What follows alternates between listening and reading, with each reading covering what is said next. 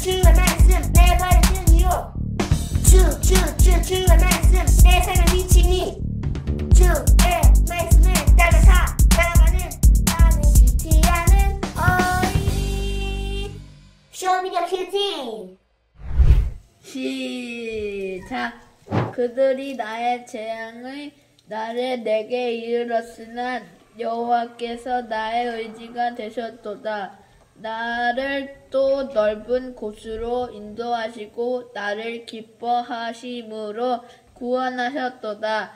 여호와께서 내 공의를 따라 상 주시며 내 손의 깨끗함을 따라 갚으셨으니 이는 내가 여호와의 도를 지키고 악을 행함으로 내 하나님을 떠나지 아니하였으며 그의 모든 법도를 내 앞에 두고 그의 규례를 버리지 아니하였음이로다.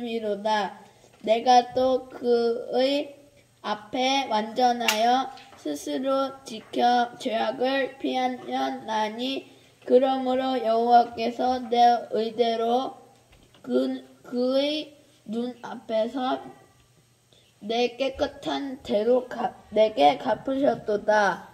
자비한 자에게는 주의 자비하심을 나타내시며 완전한 자에게는 주의 완전하심을 보이시며 깨끗한 자에게는 주의 깨끗하심을 보이시며 사악한 자에게는 주의 거르심을 보이시리이다. 주께서 곤고한 백성은 구원하시고 교만한 자를 살피사 낮추시리이다. 여호와여, 주는 나의 등불이시니 여호와께서 나의 어둠을 밝히시리다. 아멘. 네, 여러분 반갑습니다. 쇼미더 큐티. 예스, 컴온요. 우리 계속해서요 사무엘하 말씀을 살펴보고 있는데 어느새 이 사무엘하 말씀이 끝을 향해 열심히 달려가고 있습니다. 오늘 말씀에는요, 이 토요일의 큐티 말씀에 이어서 다윗이 기록한 시에 대한 내용이 나와 있습니다. 개인적으로는요, 다윗의 인생에서 가장 아찔했지만 또한 동시에 가장 찬란했던 순간을 노래한 시가 아닐까라고 생각을 하는데요. 다윗이 인생의 마지막 부분을 살아가면서 자신의 인생을 돌아보면서 가장 찬란했던 젊은 시절에 대해서 노래를 한 시 같아요. 하나님께서 그를 어떻게 보호하셨는지, 나의 가장 약한 시절, 그 사울 왕이 잡으려 하던 시절에 하나님께서 나에게 어떻게 선하게 일하셨는지에 대해서 노래한 시 같아요. 우리 그래서 이 시를 같이 살펴보면요, 다윗의 인생 가운데 역사하신 하나님이 어떤 하나님이신지 살펴볼 수 있고요, 또한 그 하나님이 나에게 있어서 어떤 하나님인가 생각해 볼 수가 있을 것 같아요. 먼저요, 우리 이 시의 첫 번째 해당하는 내용들에 대해서 살펴보려고 하는데요, 하나님께서 다윗 자신을 기뻐하신 이유에 대해서 다윗이 노래를 하고 있습니다. 그 내용을 요약을 해보자면은, 원수들은 다윗을 향해 막 덤벼 들었고 다윗을 해하려고 했지만 오히려 하나님께서는요, 그 고통의 때에 다윗 자신을 돌보셨습니다. 하나님만이 우리가 의지할 분이십니다. 하나님은 마치요 좁은 공간에서 답답한 상황에 놓인 나를 넓고 안전한 곳으로 데리고 나오신 분이십니다 라고 다윗이 노래를 합니다. 하나님께서는요, 저와 여러분들에게 있어서도 동일한 하나님이시라는 사실을 여러분들 잘 기억하면 좋겠습니다. 하나님이 다윗에게 왜 그렇게 하셨냐면요, 하나님께서 다윗 자신을 기뻐하셨기 때문이다 라고 노래를 해요. 어떤 사람들은요, 다윗의 고백이 나 정도는 되어야지 하나님이 기뻐하시겠지 찌쯧 이라는 소리로 듣기도 합니다. 하지만요, 이 노래는 다윗의 교만함이 아니라 확신이에요. 확신. 100% 무조건이라는 확신이에요. 여러분, 교만에 가득 찬 소리와 확신은 전혀 다르다는 거 느낌적으로 아시겠죠? 계속해서 다윗의 노래는요, 하나님이 나에게 보여주신 선하심에 대해서 노래를 하고 있는데요, 물론 우리가 최근에 살펴보고 있는 바대로 분명 다윗은요, 실수를 저지른 사람임에 틀림이 없습니다. 다윗의 죄가 불러온 파장으로 인하여서 그의 집에 피바람이 불었지요. 기억나죠? 그러나 그가 큰 죄를 짓는 실수를 하기는 했지만 하나님의 뜻을 구하는 신실한 사람이었다는 것도 우리 큐티를 통해 살펴볼 수가 있었어요. 따라서요, 자신을 기뻐하신다는 하나님에 대한 노래는 하나님, 내가 당신을 위해 한 일을 보세요! 라고 하는 다윗의 교만이 아니라 하나님, 내가 비록 죄를 저질렀지만 그럼에도 불구하고 내가 하나님을 너무 사랑하는 것 아시죠? 그래서 하나님의 뜻대로 살기 위해서 최선을 다하는 것 하나님 아시지 않습니까?